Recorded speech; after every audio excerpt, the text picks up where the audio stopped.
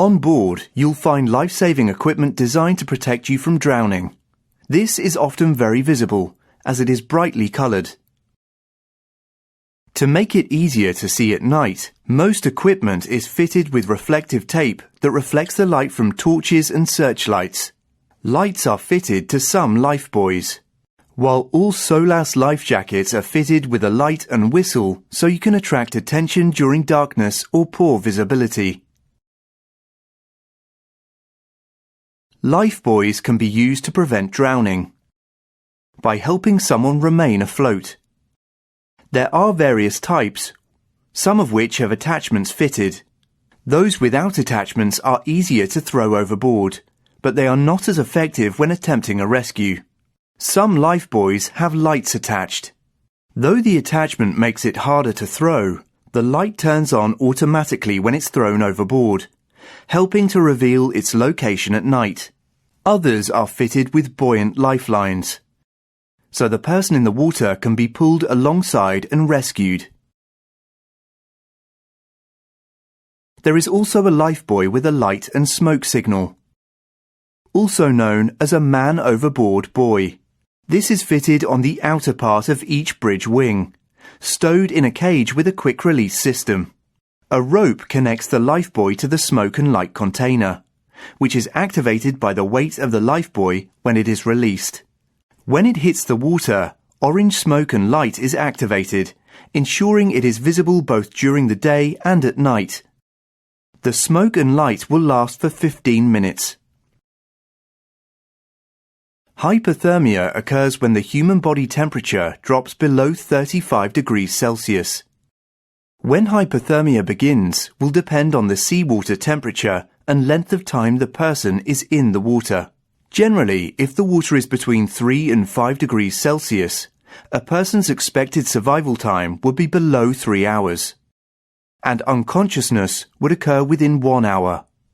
As the length of time that the body takes to shut down is heavily dependent on the temperature, the warmer the water is, the longer a human can survive, though hypothermia can still occur when the water is 25 degrees Celsius.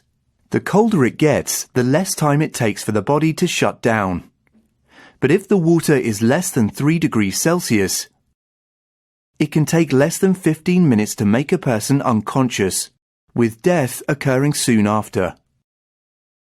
On board vessels, there are certain aids that help against the onset of hypothermia.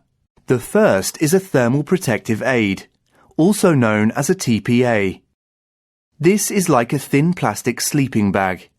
Lifeboats and life rafts contain TPAs, which cover the body and keep the person warm by insulating the body with a pocket of air. The TPA is not supposed to be used in water. It should be used to keep the body warm after being picked up from cold water and brought into the life raft or lifeboat. Although some ships may not carry them, such as those trading where the sea is always warm, immersion suits help to keep you dry if you are likely to get wet while abandoning ship. This would be the case if your vessel only has throw overboard life rafts. There are two types of immersion suit: those made of insulating material and those without insulation. If your ship only has the type without insulation, you need to wear warm clothing underneath. Both types of immersion suits are available in many sizes, but they may just be a universal fit, which are more difficult to move in. Most of these have to be worn with a life jacket, so make sure that the jacket fits over the suit. Anti-exposure suits are the last type of hypothermia protection to consider. These are designed to keep you dry while working, and are usually easier to work in than immersion suits. However, they are only usually provided to the crew operating rescue boats or marine evacuation systems. On some vessels, you may need to collect your suit before proceeding to muster stations. On others, they may be stored directly at the station.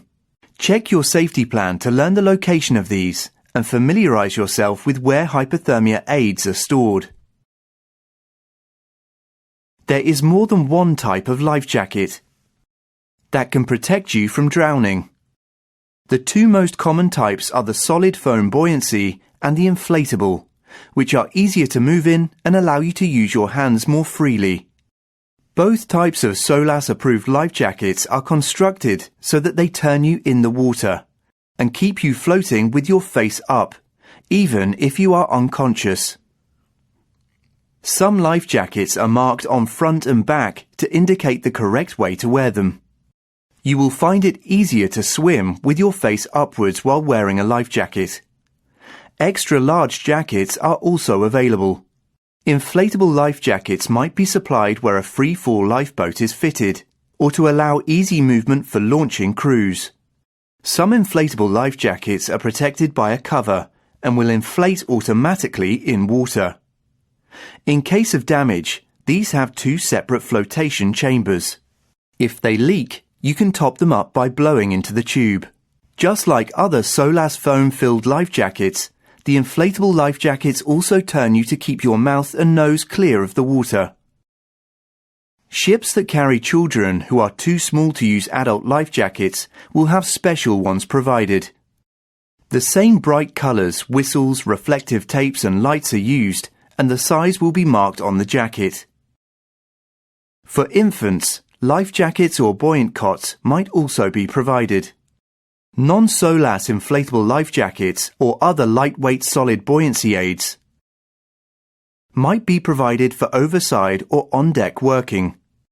But remember, these are not intended for abandoning ship. Check your safety plan for life jacket stowage locations.